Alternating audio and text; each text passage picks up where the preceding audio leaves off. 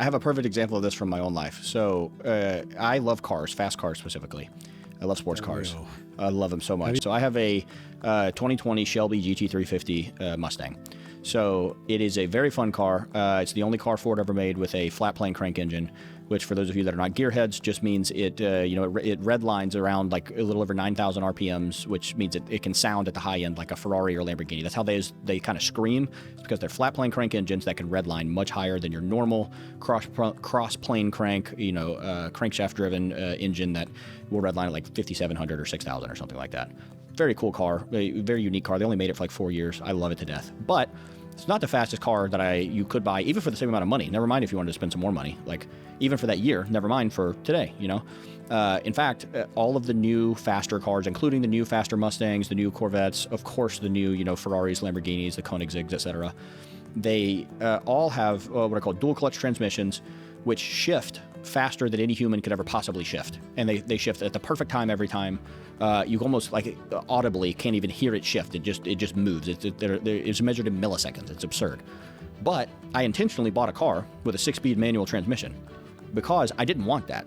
And I didn't want all of the other, there's a bunch of new computer-aided systems where like a bunch of the new cars, and hypercars pioneered this, and now it's trickled down to stuff like Corvettes. They have drive modes you can put them in where like, for the Corvette, for example, literally if you're taking it for a track day at Road Atlanta, you can put the thing in Road Atlanta track mode, and the computer knows the exact like millimeter by millimeter layout of the track and will dynamically adjust your like steering input, understeer. Oh shit!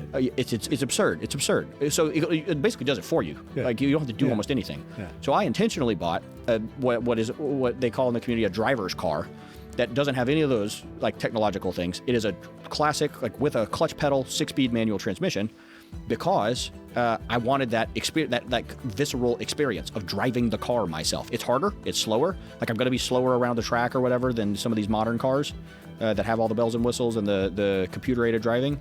But I would rather do that because it is a more visceral human experience. It is much more fun. It is much more challenging.